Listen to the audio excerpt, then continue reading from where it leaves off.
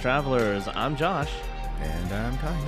And we're the Genshin Guys.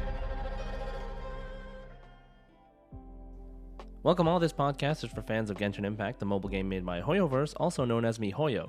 Here we talk about our opinions, experiences, and dreams about Genshin Impact. If you like our show, don't forget to subscribe on Apple Music, Spotify, or wherever you're listening to the podcast. So before we get started, Kahi, how are you doing today? I'm doing really good. I'm really liking the cold weather just because it's so nice to bundle up and sleep in on a day off, which I had the pleasure of doing this morning, which is awesome. Had a lot to... Sorry to wake you up. Nah, you're good. I woke up a while ago. But had some fun with the combat over the past couple weeks because I finally got some good character progression. We'll talk about that in a little bit. But overall, I'm doing pretty good. This week's been not as crazy. I mean, still pretty hectic, but work's been doing all right. But in general... Any other games? Good. Definitely playing a lot of other games. Caught up on a lot of anime too. I love my little schedule here on my free time. But we'll probably talk about some other games during the combat and everything. But I'm sure everyone at some point has heard of the game Helldivers 2. Which is making a big splash on social media and just all over. It's great to see a game that's so unifying between all the fandoms, like PC, Xbox, PS5. Everyone just wants more people to play and help them out.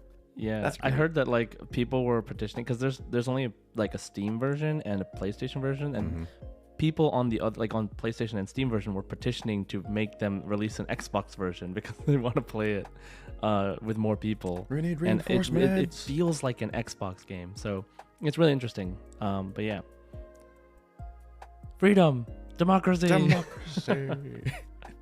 Sweet liberty, no. Yeah, that's so good.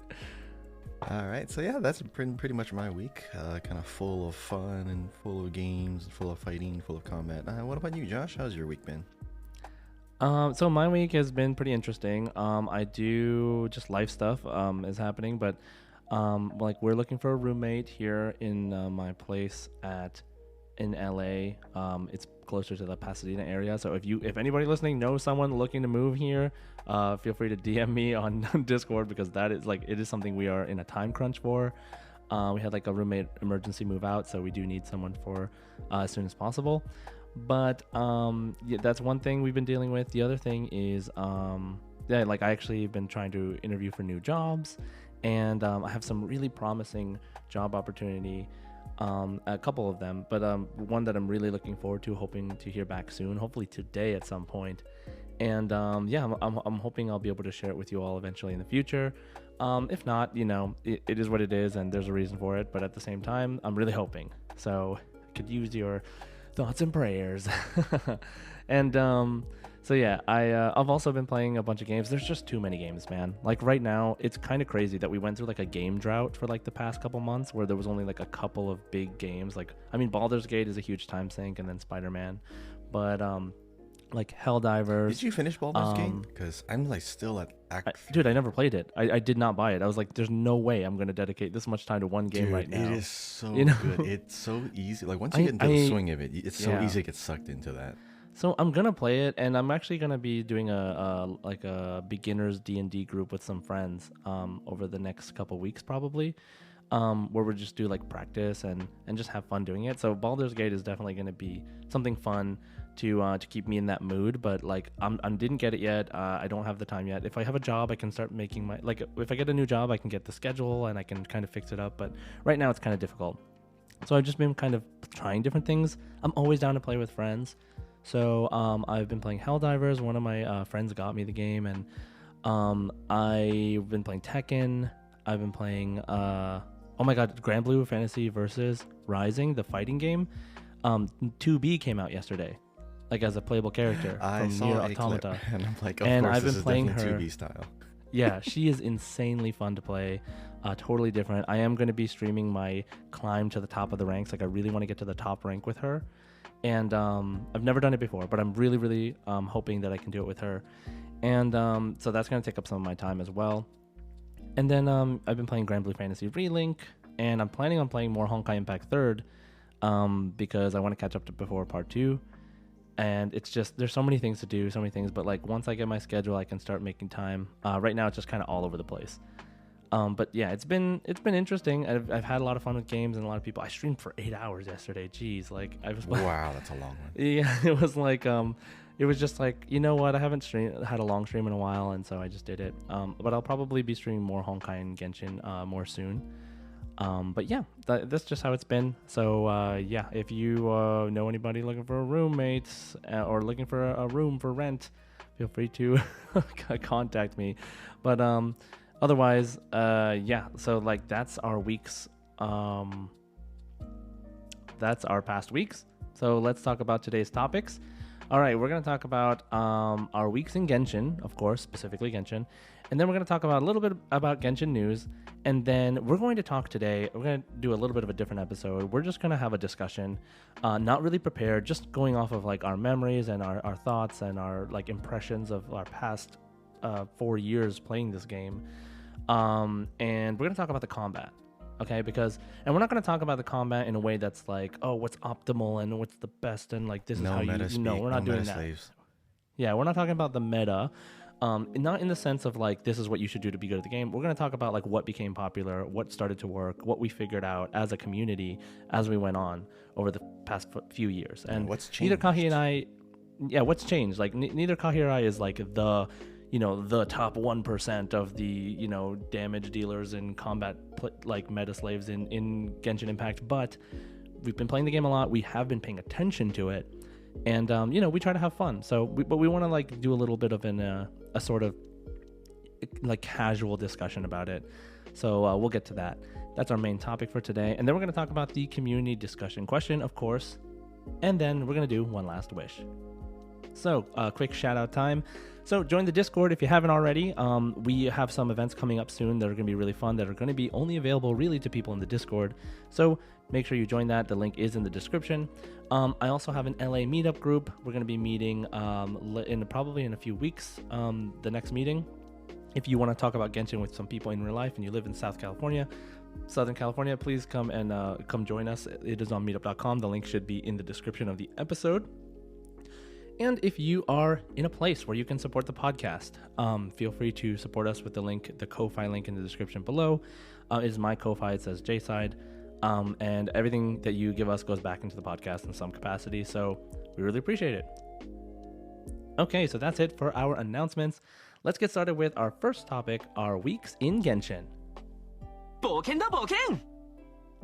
right, Kahi, how has your week in Genshin Impact been? So I finally crowned my Xianyun, her ult, her burst, and it's been really good. I've been trying her out on a different team. I kind of settled on a nice team for now with her, like a main team with all the other Liyue ladies. So I've actually been using Ningguang a lot more, which is weird. Okay. With like her plunging attack. Yeah, because she can actually self buff with her screen. If you run right with a certain constellation, you can walk through her screen, get like 15% more geo damage. 15%. Yeah, and then you do like her plunging attacks, and it's actually been doing really well. So I have a good catalyst damage dealer, then I have a support catalyst damage dealer, then I have Yelan, then I have Beidou. So either if Xinyan's on the field, I can just have Beidou and Yelan kind of buff her normal attacks with the animal and just have like some swirls, or I can just switch over to Ningguang and just have like really hard hitting geo attacks. And it's very thematic. I'm liking this team. The Liyue ladies. It's actually pretty good. Every time I've eventually tested this in Spiral Abyss, and it's been pretty comfy because you have little shields here and there. You have the healing going off every now and then. You have Beidou, her shield, to do like the counter attacks, and then she has her own ult shield as well. And then Yelan, of course, is just Yelan. Yeah, I really like this team. Other than that, I've also been doing the combat events, which is allowing you to change up your teammates, or forcing you to change up 2 of your teammates at the end of it, which is actually really cool for doing some, I guess, forced team experiments, which I've been having a lot of fun with. But of course I really need some of the characters that are in there, and I don't. Other than that, I think I've just been practicing this team rotation that I have. It's been fun. I've been doing a lot more fighting in the last couple days than before. Mostly before this was the story event, and I want to get to the story. I want to see all the new areas. I want to find all the chests, and maybe even spice up my teapot a little bit with all the new furnishings, which I still haven't done in a while. I might have to do some more. I might have to devote a whole day just to do some build crafting, just to kind of build my other layouts. I've been stuck in the same layout for a while, but yeah, just doing a lot of combat, which is a good reason why we wanted to talk about it today. But how was your week in Genshin, Ben? Anything you're working on? Anything you're trying to level up? Yeah, so my week in Genshin was pretty slow. I did the event, and I need to do it again on my other account because I don't remember which one I did it on, but I did the event. I mean, I did it last week, but I was like finishing the mini games, which I didn't finish completely, and it's pretty fun. Like it was pretty interesting, just doing the bumper cars and all this stuff. Now, the other thing that I've been experimenting with is also Shanyun teams and building my Shanyun, who is still only level 70, but on both accounts now. Is my Hu Tao vaporized plunging team. So that's been really fun because I really like Hu Tao, and using her in a different way is really interesting to me. Like, it just shows you, and we're going to talk about this more today, but like, Shan Yun unlocks different ways to use characters we've had for such a long time that I can try this like Hu Tao plunging, fire attack, like vaporized team. And it's been really fun. I've been working on that rotation. It has Hu Tao, Shan Yun, Farina, and someone else. I'm trying to remember. Oh, Yelan, because like the Hydro application. So you kind of like do some normal attacks, get the Hydro on them, do some plunging attacks. So it's pretty fun. It feels kind of slow because of plunging attacks with spears are kind of slow, but with polearms. But it's still really fun, and I really love using Hu Tao for something else. And yeah, I've been looking into using Kaching again lately too, because this event has made me has refocused on the leeway characters a bit, and that's why they do it, right? It's pretty great, like that they go back and forth. It's not like, oh, we're done with Mondstadt, we never go back there. No, we go back all the time.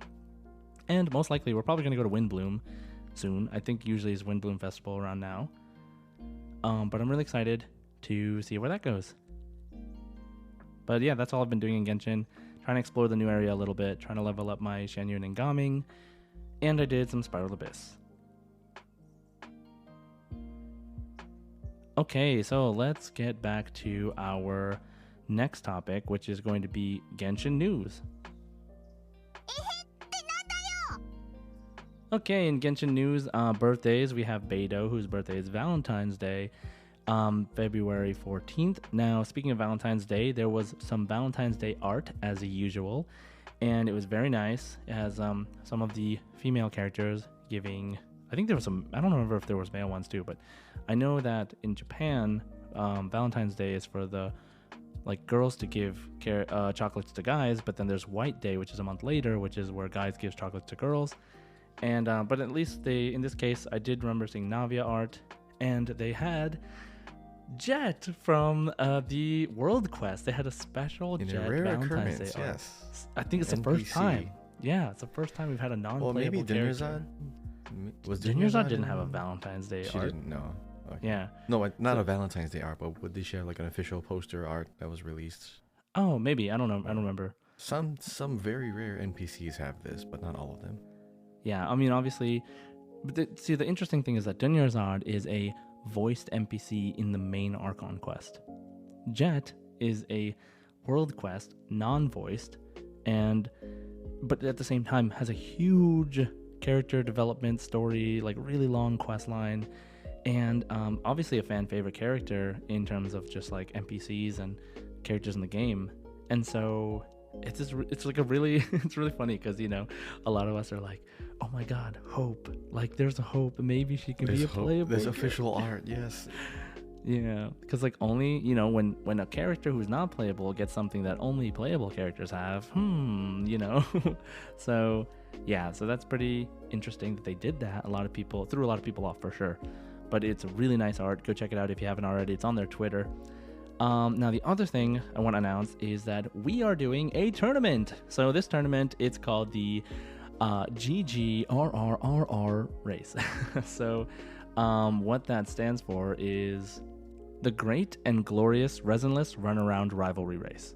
So You know how some people use this term resinless behavior, which is really funny. I think it's hilarious because basically it means that you're out of resin, you have nothing left to do in Genshin besides just mess around in Teyvat. And so, resinless behavior comes from like the shenanigans that happen while people are just finding fun things to do in the world. And Genshin is really cool because you can do stuff like that, right? It's an open world game. And so we came up with this game, this mod, in our Discord server. Rex Lap isn't. Had this idea, created this like little program that like spits out text and gives you like an objective list for like what to hunt for in the world, and then we get two people to race to finish that list as fast as possible. And it's really fun. Now, like, if you haven't seen it already, we've been doing it in the Discord a couple times. Come to the Discord, join us. But we have posted the announcement on Twitter. We're going to be doing an exhibition tournament of this game on Sunday, the 25th, 12 p.m. to 6 p.m. Pacific time. Okay? So, we're going to have actually some content creators. If any of you guys know Yesenia VO, Jun Yoon, Winnykins, Heicho Kiddo, Teyvat Barista, and Owlet Desu, they're going to be participating along with two community members. So if you haven't seen if you're not in the Discord yet, if you want to participate and be on stream with those people and with during the exhibition tournament, join the Discord, look at the announcements. We have a link posted there, a form for you to sign up. Now, there is a prize. The prize is we had some people who went to the Genshin concert, the live Genshin concert. They got the codes that have the wings, the Primogems, the sticky honey roast, and the glider. Yeah, the glider's wings, and then the name card. And so those are going to be given out as prizes for the first and second place. And we're going to have a community lottery. So we're going to have concert codes also being given out during the stream. So make sure you come watch the stream for a chance to win the codes. Now, you need to be there on the 25th when it happens. The codes actually expire at the end of February. So if you do get them, you got to use them right away. So just be ready for that, okay? Now, this race is going to be broadcasted on my Twitch at twitch.tv/jside. If you're not already following, go send me a follow. Join the Discord, like I said, for more information. We're going to have more announcements on there. And then follow our Twitter as well, at Genshin Guys Pod. And we're going to have all that information posted there as well. Okay. Whew. Yes, I'm really excited about it. It's going to be our first big community event that involves other content creators. And I'm really looking forward to it. So if you want to come see something different, right? A little race around Teyvat, come join us. Okay, let's get into our main topic for the day, which is how has combat changed in Genshin? All right, we're going to approach this conversation very casually, like I said, but from a past, present, and future standpoint. So we're going to look at the past, the first 2 years of the game. And then we're going to look at the present, which is year 3 and 4, so after they added Sumeru Dendro, right? And then the future, so things that we've kind of talked about in the past a little bit here on the podcast before, but we're going to go a little bit more in depth with just kind of our thoughts about that at this current moment. Okay, so let's start with the past. Now, so Kahi, why don't you start us off before the dawn of Dendro, before we had Dendro, what was combat like? How was it different? And what did you feel about it when we first started playing Genshin Impact? All right, so early on, of course, we're discovering all the elements and all the reactions, and a lot of people did the number crunching, and a lot of people like certain reactions better because they actually did do more damage, Vaporize. or based on the vaporize and melt, or based on the availability of the characters back then, which one is more viable for everyone to use. And so, of course, everyone started off with some free 4-star characters, or semi-free, because you naturally get them as you're trying to wish for the 5 stars. This is when everyone discovered that Bennett was pretty much like the best support character to help with any kind of DPS, because double pyro means you have more attack on your team, and he does a heal, and he does infusions. So for a 4-star character, he's really strong. I have a feeling that Mihoyo made him a little too strong in the beginning, but dude, all the 4-stars. It was great. Yeah, it was very good because everyone could get these characters fairly easily and be able to clear all the content. So it was more, because of the smaller amount of characters, everyone kind of had the same people to work with. So there's always like a people Right. amount of people who just settled on this one particular team. Um, it was mostly focused on making a certain reaction happen to do all your damage. However, Right.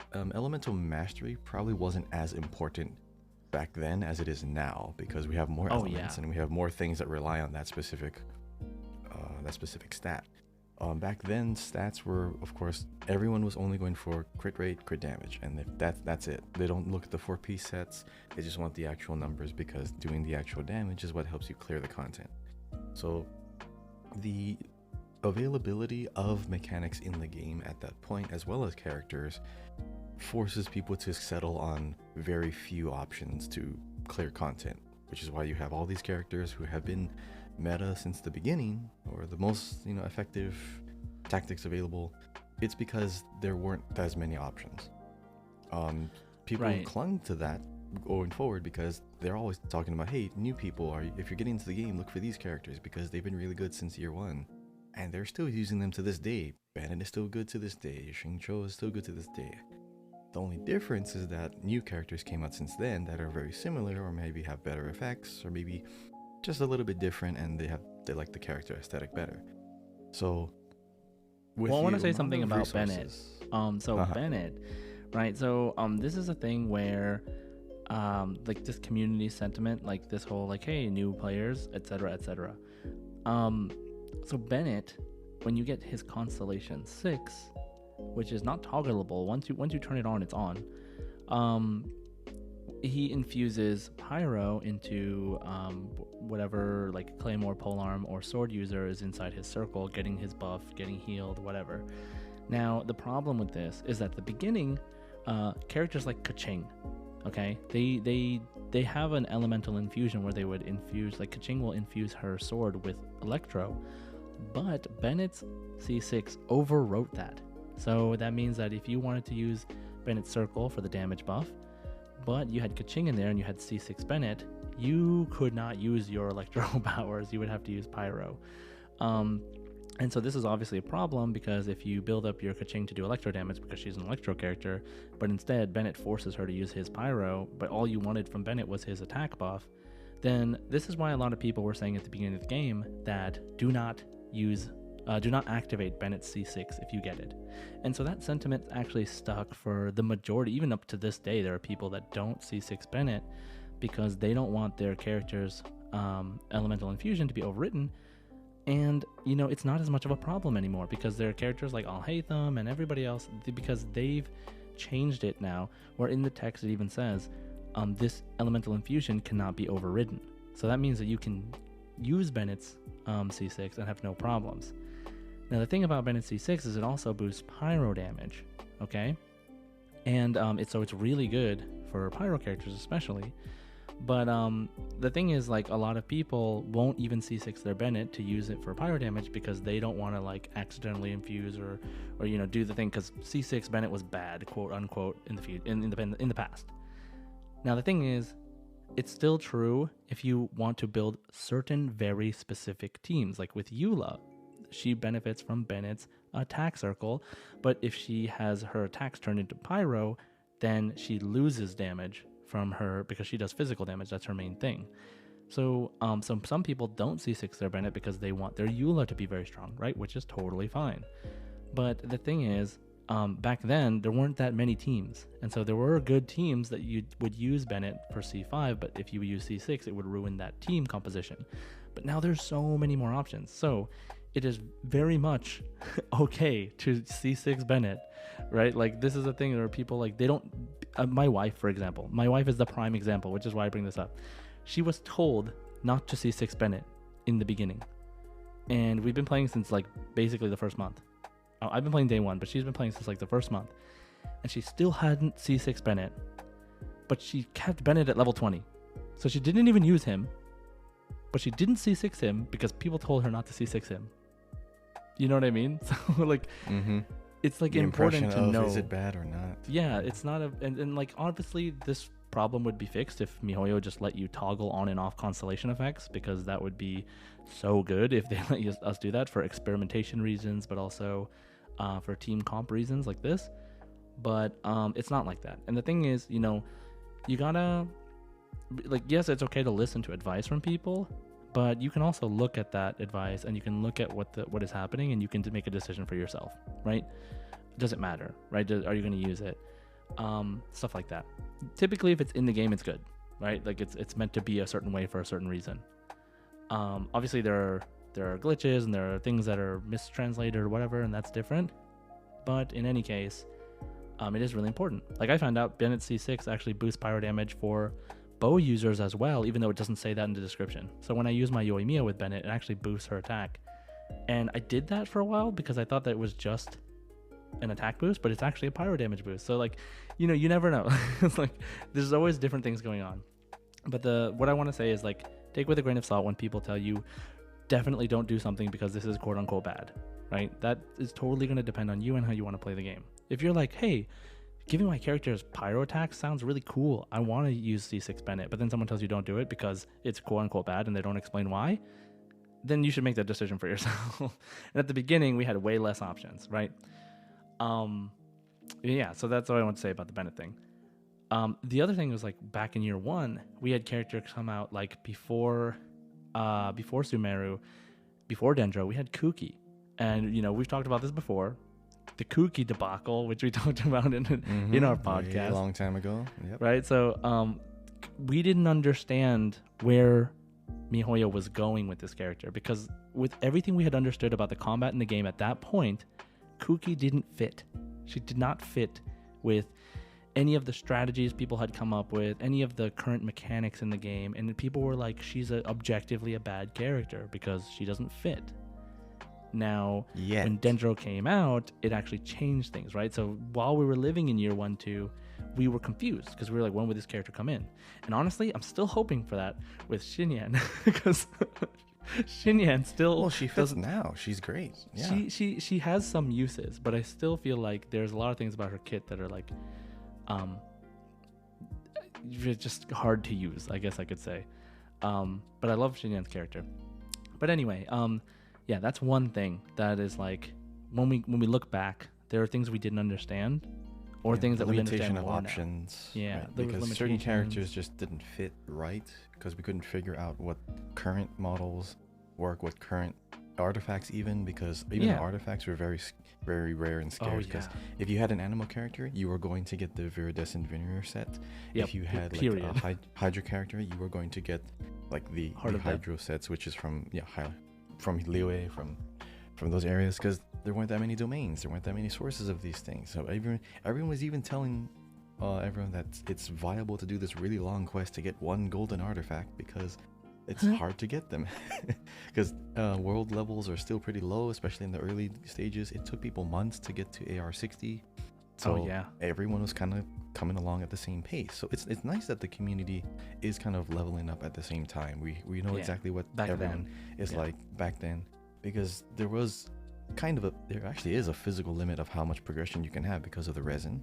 Right. Because of how many like quests came out, Archon quests, of course they contribute to your experience, but once all the quests are done for that patch, then you have to wait for a new patch to have more quests, and then you can level up some more. So progression was very similar across the board. But now with 4 years in, there's a lot of new people who've only been here less than a year, and then you have a whole bunch of people who've been here for 3-4 years.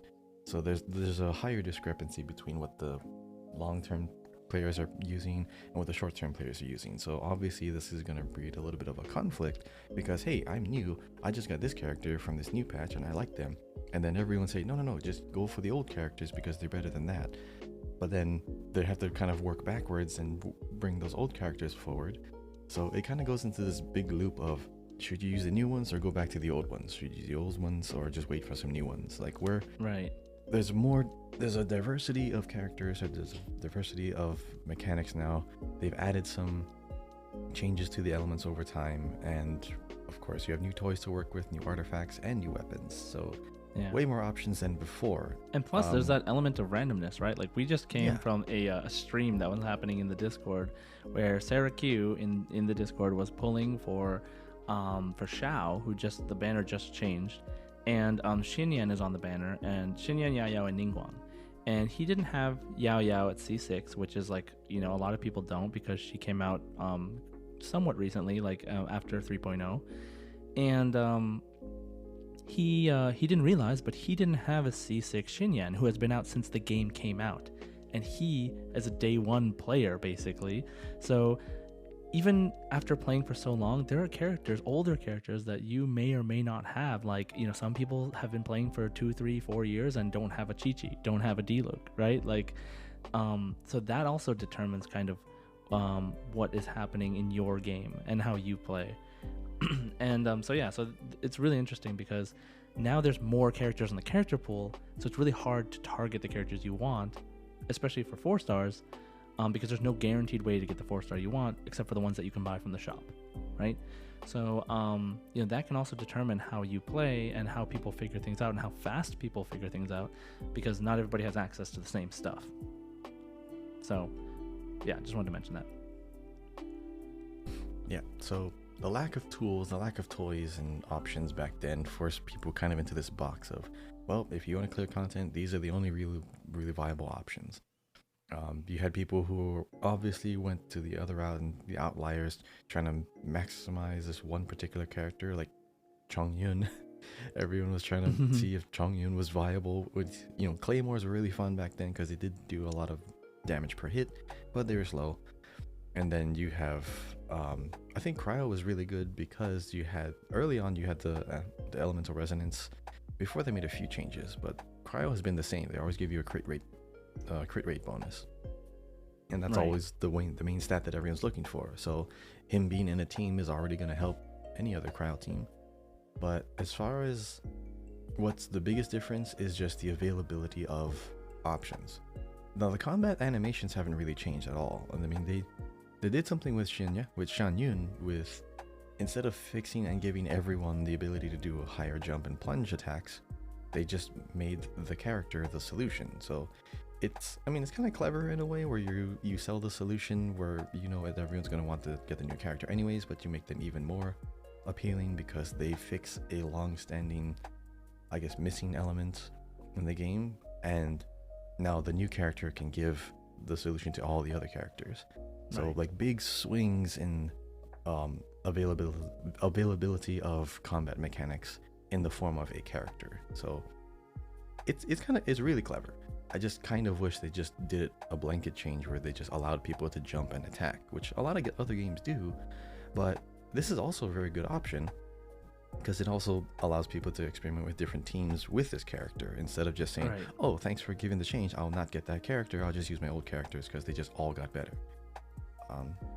Especially with the new combat event where you have to pick 4 characters and 2 of them can't continue on if you use them too much. So it is it's training people to think outside their usual team compositions. They added 5 more team slots this past patch, which is great. Yeah. So I get to use more of my characters. I haven't even used them all yet. Yeah. I still have like 3 more slots to open up because I'm still trying to make sure I don't fill it up too randomly because I still have to experiment. But I'm just really liking how I have new toys to play with. Yeah. And everything else has been kind of the same as far as, your combat animations didn't change. Like, you still do the same kind of attacks since the character came out. They're not going to change the kits that dramatically unless there is something like physically wrong with it. Like it's not connecting, or the numbers don't pop up right away, or the elemental mastery isn't triggering correctly because of some kind of lag or internal cooldown or whatever. So in year okay, go ahead. In year 1, so we had, like, speaking of characters whose abilities are kind of the same, Child and Raiden Shogun have these, like, really unique kits where they, like, switch weapons basically mid-kit, like mid combat. And so I always thought that was such an interesting mechanic that we didn't get much more of. We got some of, I think we probably got something like that maybe. There are characters that have the multiple catalyst weapons, users that do melee attacks. Right. Well, they don't switch mid combat. Like, they just have a play style that's not aligned to, like, a certain weapon. But I mean, Child switches from bow to daggers, right? And, like, but he's a bow character, so that's really interesting. and Raiden Shogun switches from polearm to sword. And it's obviously it's different, and there's like different things about it. I guess Dia kind of punches. Maybe that counts. But yeah, and shields were very strong back then, right? And these were just things that like these are so the kit changing thing that has that's still there, right? But we haven't seen more of that. It's just something they might be able to do in the future. But in the beginning, it was like really crazy because it was like, oh my god, they switch weapons, and Child is still one of the most fun characters to this day that I feel like playing, because he can switch and he has that flexibility. And shields were very strong back then. Zhongli came out. All the enemies could be basically shielded against, and you would take no damage. So there was a joke that like people who play Zhongli just didn't know how to dodge or forgot how to dodge attacks because they can just face tank everything with the shield, the really strong shield. He had problems early too, right? You remember the whole He did. Oh, right. So like right on release, he had problems, and then they changed it, and they changed the Geo element, and that was a big thing, right? It made Geo come back in a really big way. Deal. Yeah, his first big Archon after Venti. Yeah, and so they changed that. So that's something that's possible, right? They could always just go back and tweak something in a major way that doesn't change the way the game works, but it makes an element stronger, right? It's like a balance change. So that was year one. We had a lot of that going on. Yeah. Now, like you were saying, oh, did you want to say something else about year one? Yeah, well, because back then the game was still kind of discovering itself, so we had to settle into this is what Geo does, this is what Animal does. Everyone kind of gets the language of the elements. So early on, we just needed to know how the base structure of combat is going to work and settle on our favorites. So year 1 and 2 is learning. Year 3 and 4 is refining, perfecting, or even redefining, because now the elements structurally are different because not only we have more characters that can use them and with different teams, but they actually did change, or not really change, but they added new ways that the element could be utilized. Like for example, Hydro, or I guess we can talk about Dendro first. So they introduced the actual final element that's been in the game kind of hidden, which is Dendro, and that's when everything changed for the better. Because the first Dendro character. So now we're talking about the present. We're talking about year 3 and year 4, right? Because now we have Dendro, which was a huge change for the game. Okay, so continue. Changes everything. So because when we started talking about Kuki in the beginning, no one knew how to use her because at that time the characters weren't available to fully utilize her and show that what she's meant for. She's meant to cause a consistent, steady stream of interactions or elemental interactions, and she does, healing nearby, and she just is able to interact with the Dendro elements in the new area, which is Sumeru. Right. So when you introduce an entirely new element and figuring out that all the core, I guess the main 4 elements, I'll say, which is Hydro, Pyro, and Electro, and wait, which ones? Okay, so they only added 3 major elements to add with Dendro, but my point is, now that you have a new 4 element to work with, okay, wait, which one is? There's you're Electro, Pyro, Hydro that interact with Dendro, right? You're right. You're right. So those are the 4, but like the original main 3 elements now with the new one. Everyone's old characters that they used to not really use a lot now are more viable because they are stronger. The element itself is stronger with Dendro. Yep, with the reaction. Hyper Bloom. Yeah, Hyper Bloom is now like the best reaction you can get because you can create a little seedling, and then you can use Electro to magnetize it to an enemy nearby, and it just adds more damage using your elemental mastery. So Kuki suddenly can now trigger all of those little Dendro little blooms and still just run around doing damage and still heal. So she's now much more powerful. You have people who are using Lisa of all characters again. Yeah. Because she is a constant applicator with her burst. So it's a revitalization of the original elements and the original characters who weren't as powerful back then. You add one more element, and now they can be used. Now they're powerful. Right. So we have like Dendro, which has added all these reactions, and gave us a bunch of different options for characters. Like Kaching also came back as a very strong character because of spread aggravate, perfect example. Right? Yeah. And so but then we also have characters like currently like Chevreuse and Nilou, who will buff your team depending on certain reactions.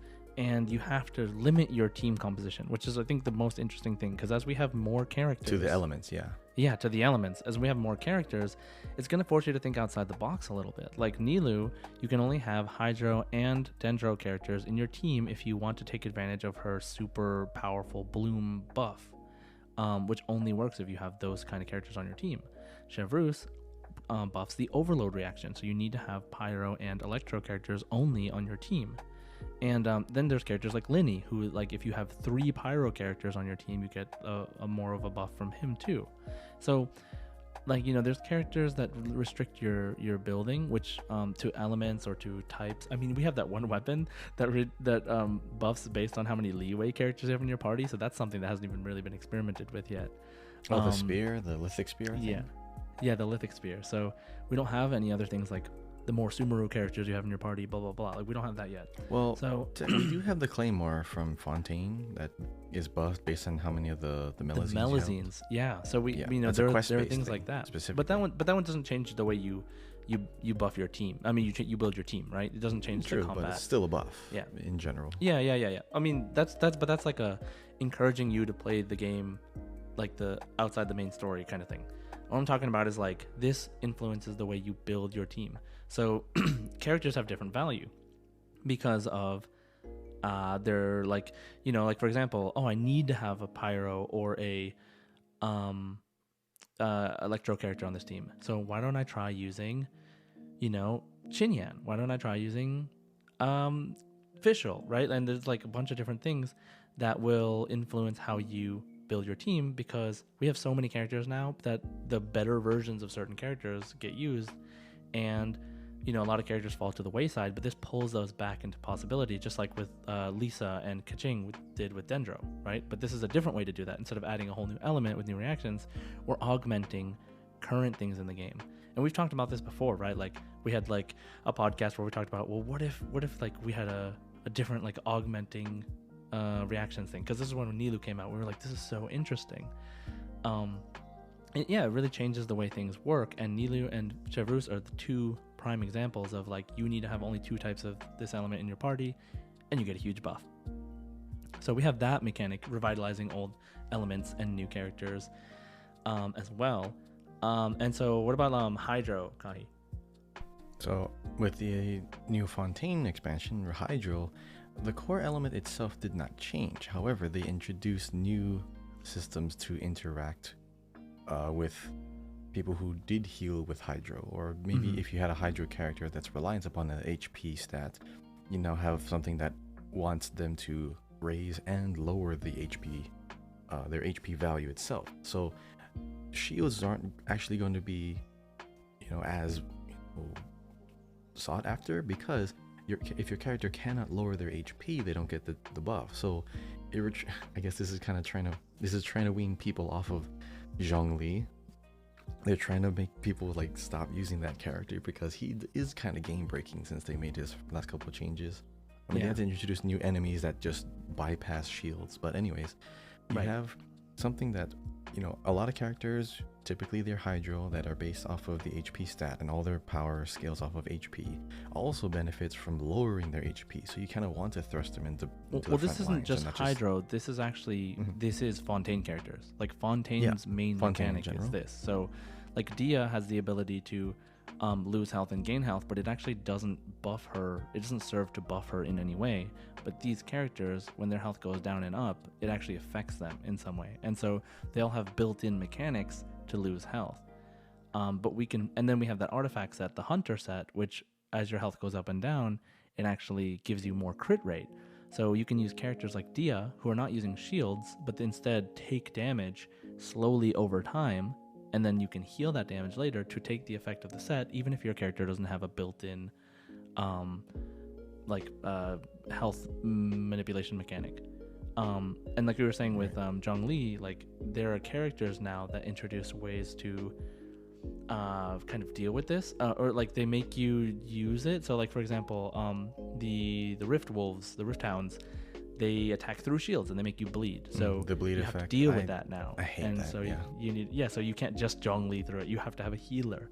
And then now they have this new mechanic called Bond of Life, which some characters apply to you, but also some weapons apply to you, where you have to you have to heal through it. It's like a healing deficit. Like it's like a little pool that like it goes. Your healing will all go to that bond of life first before it goes to your health. So it's like a lock on your healing.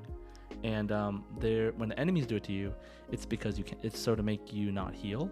But when the weapons, like there are 2 Fontaine weapons, the Finale of the Deep and the Flowing Purity, that grant you a bond of life when you use your elemental skill. One is a sword, but what's the other one? Is it the other one is a catalyst? It's a catalyst, right? It's a catalyst. Okay. That's why it's good for New Valette. And so like it'll lock your health for 24-25% of your max HP, and when you heal through that, you get a buff based on how much you heal through that. So if you haven't already looked at that, it's a really interesting mechanic. They do explain it in the game because some enemies apply it to you, so it should be in the tutorial section as well. But it is a mechanic that's really interesting that does affect your team because you need healers to go through that, right? And you need a way to heal. And some characters can overheal, like Chi-Chi, for example, will be able to heal herself or like a lot because of the way her ability works. So if you have something to use that for, then it ends up helping you in a way that you might have never expected before, like in year 1, for example. And Dia, when she came out, nobody understood. They were like, oh, I don't understand her kit. It doesn't make sense. But then Fontaine came out, and then like all the mechanics were about health manipulation. And Dia is the first tank-like character, not a shielder. You use her skill, you switch to another character. If that character gets hit, Dia will take some of the damage. Yeah, she will take some of the damage, and her health will slowly go down over time. So there's like, everybody was like, why would I use that? But for zero interruption, for full interruption resistance, which means you cannot be knocked back for 9 seconds, plus that mechanic, it makes a lot of characters really strong with this new artifact set, right? So we didn't understand that between years 3 and 4. Dia came out, and then immediately Fontaine came out. It was a kooky situation. It was like, we don't understand how to use her. And then the mechanics came out, and we're like, oh, they were preparing us with a character that works with this future mechanic. So, they have a plan. It's very clear. For them. Yeah, it's very nice of them to give us a heads up and say, hey, your game is about to change. So here's a character. See if here's a character you don't understand yet. Yeah. Here's a hint of what you're going to be community go into chaos with like, but I like her design, but her kid is garbage. This like conversation. Well, because over the years, it is also teaching us the identity of the element itself, which we really didn't understand in the beginning because there weren't that many characters. We didn't know the lore. We didn't actually understand like what each element is, excelled at. But we're kind of understanding that Electro kind of benefits more from like providing energy to the team, especially since Raiden Shogun came out. Well, like for example, what I'm talking about though, what this is like an identity of the nation, of the characters in the nation. So it's not tied to the element. Like, when a new nation comes out, there's always a theme going around because like there's a new system that they introduced that relies on health going up and down. When Sumeru came out, you have all these Dendro characters that really want a lot of Sumeru because Electro didn't really have Inazuma didn't really have a this is what Inazuma is about mechanic, like because Inazuma was kind of like, I don't know, it didn't have that, like they didn't change Electro, but they didn't change the whole game when it came out. So they did provide a highlight on how good elemental recharge is, because if you have teams that lacked it, Raiden Shogun was the solution, and then now you have a much better team with this one character for like everything. But yeah, like year 3 and 4 is more focused on the element itself and a new interaction system where all these old characters can now use these new ones to then get better as well. So it's more even like when Dendro came out, bigger effect. This like balloon mechanic actually damages you. So like you can take your own health down, but then you can heal it back up, and that actually works with Fontaine's mechanics as well. So it's really interesting to see like how those new mechanics interact with each other as well. And I'm assuming we'll see more bonds of life. I bet you Arlecchino, now that I think about it, is probably going to have like a bond of life mechanic.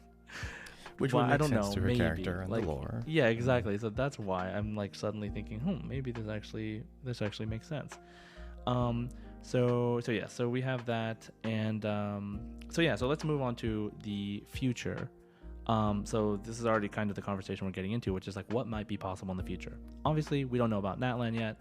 The bond of life mechanic is still very new, but I just want to highlight that like the Chevreuse thing, the Nilou thing, where they augment elements, is still possible in the future for other characters. So like having, you can pick any combination. You can do multiple. You can do like, if you have a Dendro, Hydro, and Electro character, your Hyper Blooms are going to be super strong.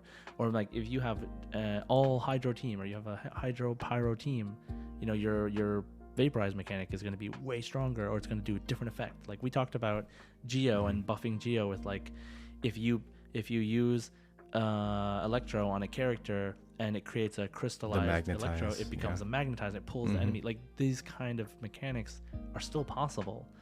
And then we have new elements like Dainsleif. Dainsleif is not any of the 7 elements. And when you look at Honkai as a whole, and they have really tied Genshin into this like universe, this multiverse that they have for the Honkai. This Hoyoverse? This Hoyoverse. Yeah, that's right. This Hoyoverse.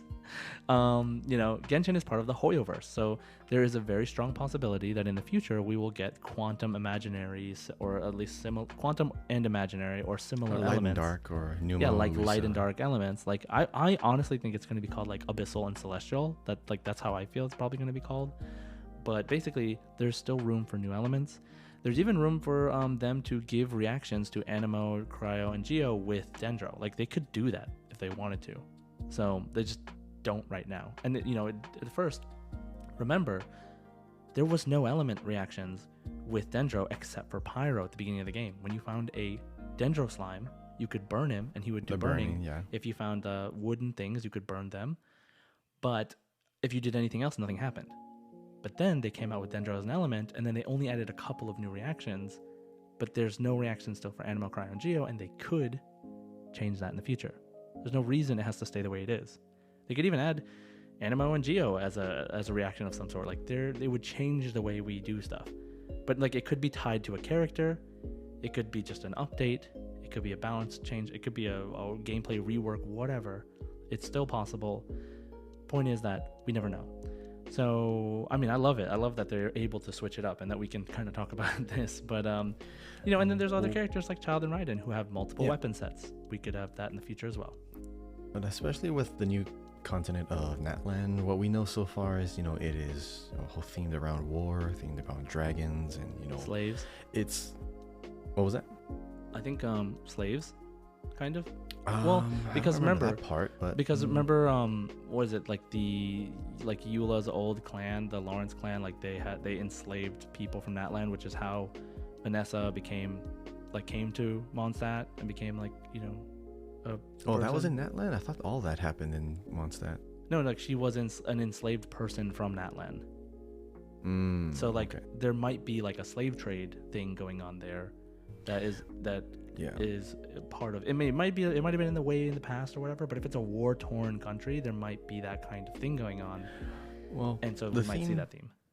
The theme of it, is war-torn cities. You have very harsh conditions. Very Pyro is a very damage-centric element, but it is also a very dangerous element because it can consistently damage you.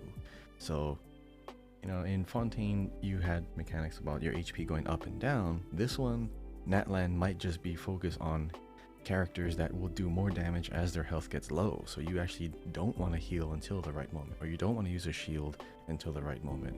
Because there's Bond of Life, you have HP going up and down. They want us to actually feel like we're,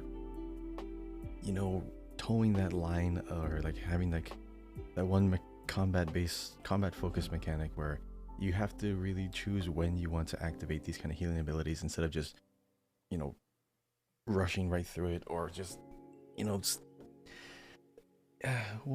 ever since Zhongli came out, they've been trying to introduce things that don't let people get too comfortable or just overheal everything or just stand in the fire. They do want you to interact with combat mechanics like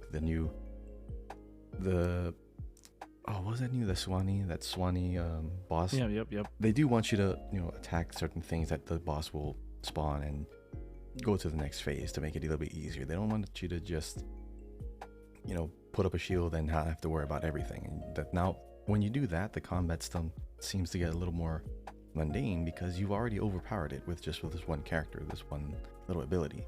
So I would suspect that Natlan is gonna really want us to make our characters go into like red health, because I mean that one visualizer of your character in low health is really only beneficial to what Kuki or Hu Tao, where they do get, you know, benefits when they're at less than 50% health. Dia also gets one where she gets more healing, or she self heals when she gets low health, and she's pyro, and she'll have more relevance again. But what do you think Natlan's gonna make us do as far as like combat style? What do you think is gonna be our next, you know, big change in how we play? Oh, if I just had to spitball randomly? Yeah, like what do you think it could be? Um, Based on what we know about Natlan and just how pyro itself kind of feels.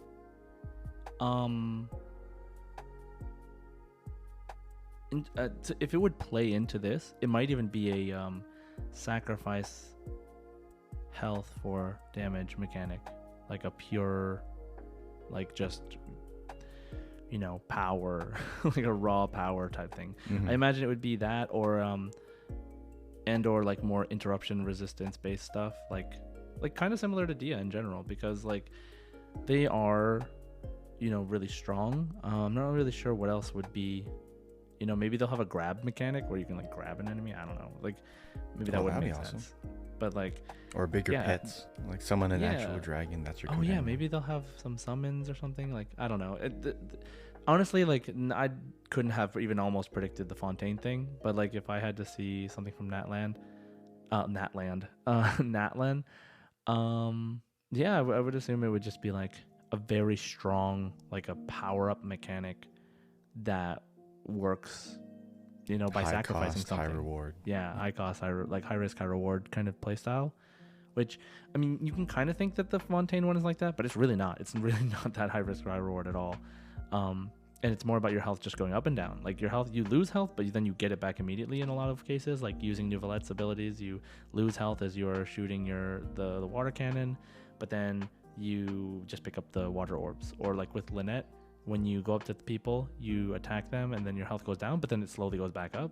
Like she heals herself. So, you know, I don't know how risky it is, but that combined with these mechanics from Fontaine could be really strong. I don't know. Maybe they're gonna go for that, but like that's just my idea. What about you? Yeah, I'm kind of on the lines of your character will get stronger at red health, or they want to take health from other people.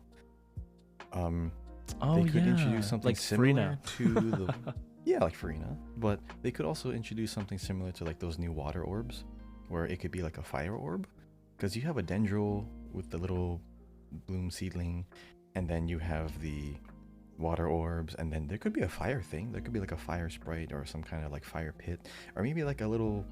So in Destiny 2, there's this thing called a sunspot, where like you can just stand in it. It doesn't hurt you, but it's kind of like a healing pool. You stand in it and you get healed, or you get a damage buff. They could introduce like little things where you cause like a certain type of power reaction here or on a character. It leaves a little pool of fire. You can stand in the fire, and if you stand on that fire and not move, then you have a little field of damage buff. You have a little field of healing. You could have a character that does all of it. Because you could cover the ground in like a fire, you know, aura or a fire area, just like Chongyun. Right. And then you could definitely build a character around that. You could have like a pyro version of Nahida, where like the entire area is now lit on fire. That could be cool too, because Nahida has like the biggest area of effect in the game. Like almost the entire abyss floor is covered with her ult, with her burst. So a character that would produce some kind of effect like that for pyro could be useful too, but I hope it's not going to be tied too much to HP, because I think HP is way too overused. Oh, okay. As far as a stat for a lot of these characters, sacrifice a defense for attack. Lower your defense? Yeah. Maybe. I don't know, because I don't know. Like, how would we visually? I don't know. They could just add something. I would have never expected them to do this overheal thing with the bond of life mechanic. Like, it's so interesting. I really hope they just come up with some interesting mechanic that makes sense, and then it's like fun. Like, we can find fun ways to use it, right? Obviously, bond of life isn't fun, but it's pretty interesting because it means that you have to have good healing on your team. So I wish we had a shield bar so we could actually see like our health is over here, but you also have an overshield, like can Halo or in other games that show you how much of your shield you have left, so you know when to reapply a shield or go after another geo reaction. But we don't. Yeah, It's just a it's visual thing. shield. Yeah. Yeah, and doesn't give you any health points or Yeah, anything. I mean, there was a thing where it was like we were talking before on stream about the effects that surround your character. Like the flute has that. The spinal, wait, what's it called? Something. Oh, the serpent spine. Serpent spine. Yeah. The serpent spine, little swords that fall around you, showing that you have the attack buff. Like, like some people kind of like don't like that. It's just like more visual stuff. It'd be nice to like see it on the bottom to know how much you have, like on the UI somewhere. So yeah, we'll see. I mean, so yeah, and one of the other things that we actually wanted to talk about was just a little bit was, other games out there. Obviously ZZZ is coming. Zenless Zone Zero, another Hoyoverse game, is coming. It's a very combat-focused game. There's Honkai Impact Third, right? Honkai Star Rail is turn-based, so I don't think it really applies to this conversation, but Honkai Impact Third, Zenless Zone Zero are both by Hoyoverse, and they're both like really fast-paced combat games. And I think Genshin is a little slower, but it has more kinds of reactions, more kinds of ways to play it, and maybe there'll be a mechanic like in maybe there'll be what would be good actually, like more counter mechanics, or perfect dodging mechanics, right? Like when you dodge with iframes, like it's like high risk high reward, right? So because Beidou and Candace are kind of like a parry, but they just like reflect the damage back, which is awesome. Yeah, well, Candace doesn't reflect damage back, right? She just like gets charged to her full charge. You can soak up the damage and then do a bigger attack afterwards. Like, right, but well, Yunjin but Beidou and Candace like are kind of similar. Beidou actually does. But Beidou, yeah, because Beidou is, if you don't get hit, you can't do the full damage. But with Candace, you can just charge it and do the full damage, right? So and Yunjin too. And Yunjin, yeah. So you need to get hit for Beidou, and I think that's really interesting. And that's one of the coolest things, because we've seen it, right? When you perfect counter with Beidou, the screen goes dark, and then it like does more powerful attack. That is really cool. I remember when we did Divine Ingenuity and you had to like perfect counter stuff so that you can get extra range on Beidou's attack so that you can figure out some puzzles. For those of you that don't know the Divine Ingenuity thing, come see me in the Discord because I will explain it to you. but yeah, so yeah, this like counter mechanic hasn't really been utilized, so that might be a thing. That seems like a high risk high reward thing, so we'll see what happens. It ties into wanting to get hit, so that would make sense for a character who wants to get low health. Fight me. So witness me. But yeah. Oh, Ring of Fire, that makes total sense. It's been in like a lot of games, like you have like a little arena of fire and anyone who passes it or whoever's in it gets damaged, but you also get buffed. I have a feeling we're gonna see like a gauntlet in that land. Like we're gonna get you know how like we always get into some, like we go to prison or whatever, like in every nation we're in, we're like on the run. I feel like gladiator arena. We're gonna get knocked out and we're gonna wake up in a gladiator arena in the story mode. Are you not entertained? Are you not entertained? But yeah, so anyway, yeah, just there's also Wuthering Waves coming out soon. There's a beta going on right now about it. There's Punishing Grey Raven, which is by that same company, and they have a lot of interesting, like I said, just thinking about them gives me ideas for like what directions Genshin could go in terms of combat. Like you said, more air combat based stuff is always possible too. They could like give us the ability, like they could give a character the ability to like jump in the air and start attacking. And there are characters like Kazuha who can use their skill in the air. So like there's still plunging places attacks, dive attacks. Yeah, there's still places to explore there. I mean, obviously Xiao can also use his ability in the air, like up to 3 times if you have 3 stacks on it, and just like slash in the air. Like that's really cool. That's just something a lot of characters can't do.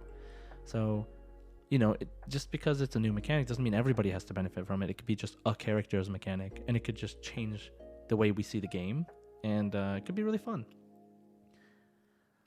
So, any last words before we move on, Kahi? What I like about Genshin's combat is that it's not too fast, because I've seen a lot of games. This is mostly like a personal thing. When I can't even see my characters doing the combat animations, and all I see is the lines, and I just see the character just standing still a little bit, it doesn't really have a big appeal to me. I mean, of course, a big exception to this is Ayato, but you can still see his attacks move, and it's paced. It's very like, even. And it's balanced. You can definitely keep your eyes on the animations happening. When you have too many games that just make all these flashing effects go and you can't even tell where your character is like on the screen. It doesn't really appeal to me, and also doesn't really feel like each attack has an impact. It's Right, just like you want to weight. get as Yeah, many of them out, right? No, there's no weight yeah. to it. Like I Like like Punishing the Gray reason why I Raven's like kind of like claymores a that. lot. Yeah, a lot of these games are very fast paced. One of the reasons why I like claymores is because you could feel each hit. Each hit feels very heavy, very powerful. Eula is great. Eula is an amazing character that's kind of outpaced and outclassed by a lot of like character interactions and elements, and it's a flashy game. But I like games that remind me of what is it, like Soul Calibur, and games where you can feel each punch that has like value. Each punch has like damage you can do. Smash Brothers as well. Even like you don't even have to do a charged attack. You can just do like a couple of little light attacks, and then they get stronger over time as you keep applying more damage. So Hmm. I like games personally that allow you to see the combat animations and flow and weave them together, which Genshin allows me to do, which means I go from one character to another. I know exactly what I have to do with this character. Essentially, they're all like one character, but you just see four different styles coming out at whatever interval you want. But when you have a game like Wuthering Waves and Zenless Zone Zero, if it's just if it's too flashy, it will get very old very quickly. I'm worried about Zenless Zone Zero because it starts off really good, but how It's much so can it funny improve from because there? I'm the opposite. How much I'm the can opposite of you. well, like Wuthering Waves too, because they have characters Hmm. who do a lot of combat, moves all at once, and then you have such a string of different abilities and so many attacks to utilize. It's how could it improve from there, or is that just all we're gonna see for like the next 3 or 4 years? Right. What did Yeah. of all the games that you played, all the combat, which one do you think appealed to you the most? I mean, honestly, Punishing Gray Raven is like pretty up there. Like, it's there are slower characters like than just super fast. You know what I mean? But like typically, it's like Mhm. slash slash slash slash slash dodge dodge dodge slash slash slash dodge dodge dodge, and I don't know. It doesn't have the weight that you're talking about in terms of like each hit you feel it, but like you feel like I feel like I'm dancing around a character like when I'm dodging them I and do I'm like attacking a that. Yes, bunch I like do. so I really enjoy that, and Punishing Gray Raven has a way of making that part feel satisfying. So like the dodging is very satisfying, and Honkai Impact Third does this too. Like there's a nice slowdown when you dodge, because those games aren't really meant to be played like co-op. But even I think there are some instances where like it does feel slower when you co-op, even in when you dodge, even in co-op, like everybody feels the slowdown or something. I don't remember.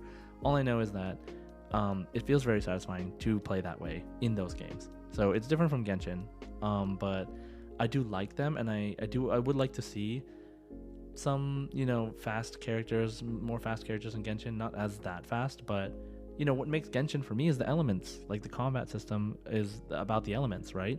So like there's no other game that has that kind of unique creativity when it comes to fighting the way that Genshin does, and that's why I think Genshin is so good, and it will just continue to be really good because their elemental system has not been beaten. Like it's so creative and so interesting, and they're coming out with enough characters and enough changes to keep it fresh that I mean honestly, the fact that only single player Spiral Abyss exists is like kind of a crime, because like you want to try more creative things. Like I would love to have a 4-player Spiral Abyss where every character is a different element and we have to use our elements to like do interesting things.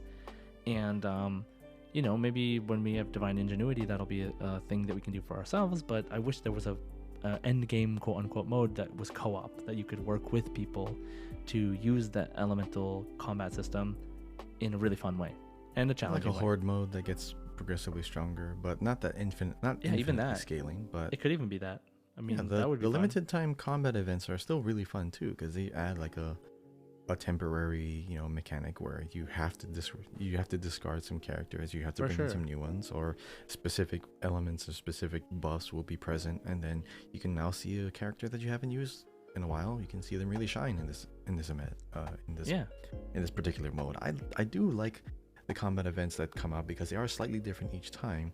But some people they may not like it because they're not dramatically different each time, which I understand, but it gives them more reasons to use more of the tools that they've accumulated instead of just settling on one team and only using the one team. I could Right. really just use one team from now on and finish everything. I've been using the Yeah, same Abyss same. Yeah, team for a while, but I've been learning new teams and taking for them fun. into the Spiral Abyss for fun. Yeah, Yeah. All right. Well, that's a good excuse. that's pretty much it for our main discussion for today. So if you have any thoughts on this, join our Discord, talk about it in the Genshin chat, and or comment and let us know what you thought. Now, let's move on to our community discussion question. 手をつなぎましょう。 All right, so last week's question was, what is your favorite discovery in the new area? For me, it is the fish thing, like using the fishes to The fly fish thing. around. Yeah, the fish The mechanic. fish teleports. Yeah, the fish teleport. So just like I had no idea. Like, okay, I kind of remember them talking about it, but like I didn't really remember it. And then when I went to do it, it just felt so smooth that it's like now my favorite way to travel. So I kind of just go around there. I really enjoy exploring that area because whenever I see one of those fish little sigil things, I'm so excited to like jump to it and just fly up. It's very fun, especially when you chain them together. What about you? Unlocking that new area with the new Adeptus that you meet. Oh, yeah. Also, because it takes you up to that little pavilion that we saw in the trailer, which I thought was just like a revamped version of like Mount Aosang, but it's a new area. I just like the scenery in that place. A lot of some floating rocks, but you have some jade infused rocks. Just they really made this new area feel just like Liyue, but just prettier, which is hard to do. But Like the it's best still part of it's Liyue. getting prettier like every time. Yeah. They're knowing exactly what they can push with their artistry. It's really nice. Like I wouldn't even be surprised if they like went back and revamped some areas in Liyue too, just cause. But It would be okay, nice if Mondstadt got that, but yeah, who knows? well, Mondstadt's still not finished, right? So we'll see. So let's go to our community answers from the Discord. So I asked, what is your favorite discovery in the new area? And enjoys Genshin too much said, I love the view looking down at the village where you were teleported near. If you look at the top of a mountain and have that in the shot, it's a great view. Nice. Solito says, flying around via the golden carps through the giant decorations, littering the area. Yep. Yeah, I know. It's like littering the area is like a really interesting term because it does feel like there are just stuff. Like there's like the big gate that's like kind of broken and like there's like all that stuff. I haven't really done all the world quests in that area yet, so I don't know what the backstory is, but it does feel like there are giant decorations littering the area. Interesting. Chemleon says, photo spots. Photo spots everywhere. Near one of the teleports at night, there are so many stars and an aurora in the sky, and it's beautiful. Nice. I actually haven't The rain and explored it at mist night. too. The what? Yeah, the fog, the mist, the rain. Oh, It's nice. great. Okay. Yeah, I got to spend more time in the area for sure. WL Forever Bana says, not sure if this is a discovery, but I enjoy the music and looking at the change in scenery from day to night and night to day, just chilling and enjoying the moment. P.S. I made the same Absolutely. mistake as Jay by starting the Lantern Right quest line first before doing Shanyun's quest. No. Yeah. The music it is what it great. is. I love the music. It's very catchy. Yeah, the music. Oh, it's so nice. Fox with Wings says the shenanigans as usual. The fight/wedding between two goats attended by a bunch of squirrels. Oh, what? That's fun. Sir Pounce-a-Lot, which you have to feed with the fish from the mouth of a pelican, and the amazing giant mama turtle who you feed and have her take you to see her offspring. Amazing details which make the world feel so alive. All of these shenanigans grant you chests, by the way. Nice. So yeah, there's those random things that are just around, like the animals and stuff like that. It's really nice. The car flew away for breakfast says killing the new animals for the meat, the goat thing. Oh, okay. Well, that is a discovery. Oh, I know Sarah this is goat. Yeah. Yeah, Sarah Q says, fish lady pretty, my brain goes ooh woo. Oh my goodness. She's a very good NPC character. Mhm. I mean, she's not very important, but she is cool. I like her design. That's funny. That's so funny. That was also made like 2 hours ago, so clearly he just, wanted to say something. Rex Lap Isn't says, all of it. I am obsessed with Chenyu Vale. They paid a lot of attention to sightlines in the towns, and everything is so picturesque. Traversal in the new area is incredible, and it only gets better with Shanyun. And the landscapes are so varied and gorgeous and feel really fresh. I really can't just choose one, so here's 2 favorite things. The mama turtle who brings you for a ride on her back, and the ferryman's songs. Oh, cool. The ferryman sings. I didn't know that. Have you done that? Like, rode on the ferry? Yeah, it puts you into a Or there's, cutscene with like a talking, canoe. but Yeah, something like that. But anyway, okay, that was Discord. So what about Spotify? if you're on Spotify, James says realizing that you can stand atop Fujin's goldfish form for a free ride. Yes, it's a hard, collidable object, so you can stand on top of it. Sam says the giant turtle who shows you his kids. I really, really want to see that again. Oh, you haven't done it? No, I did not do that part. Oh, okay. Lulu says, I'm not much of the explorer, but I think it's worth mentioning that Genshin really upped their scenery creating. Yes, yeah. Like Yulong Wharf is just so pretty, and it's just so overlooked the scenery. And it's just so overlooked the scenery in Genshin. Yeah, I feel like a lot of people. I think I have a friend who like wanted to get into the game, and she said she wants to play the game because of how it looks, but then she doesn't like gacha games. So, rip. Well. Oh well. But yeah, the next one, Quiet Gem says the scenery. Yeah. See, this place is one of the prettiest expansions. Like as far as like secondary, like area or zone expansion. I was about to say domain expansion. Domain expansion. Yeah, as far as like a little mini expansion of an area. Yeah, I think I like Chenyu Vale the most. So for next week's question, Josh, would you like to introduce our new question for next week? Yeah, just in line with today's topic, next week's question is, which character has the most interesting combat playstyle, right? And why? So let us know what you think in the comments or on the Discord, and we may read your answer next week. Okay, so let's go into our last segment, One Last Wish. All right, Kahi, what I do you really gonna need wish that for? weapon. Okay, go for it. Xianyun's weapon. Here we go. Incoming. Wish number 1. It is blue. I don't want a blue weapon. I want a gold weapon. What is it? It's a sword. Cool steel. Yeah, Oh, I guess I have a cool that's weapon. cool. All right, I'll also roll for the weapon better on my NA account and see what happens. I don't know where the pity's at. It's not that far, I think. Also blue. It is the Skyrider sword. Nice. That's a Okay. claymore, isn't it? Nope, it's a sword. Oh, it's a regular sword. Okay. Yep. So that wraps up the show for today. As always, thanks for listening. If you have the time, please leave us a comment and a review. We'd really appreciate it. Don't forget to subscribe on Apple Podcasts, Spotify, wherever you're listening. Follow us on Twitter, once again, at Genshin Guys Pod. Me at JSide Gaming and twitch.tv/JSide, and Kahi at Kahiao, KAHIYAO, on YouTube and Twitter. So, as always, Ad Astra Abyssos. 星と支援を目指せ! Enjoy.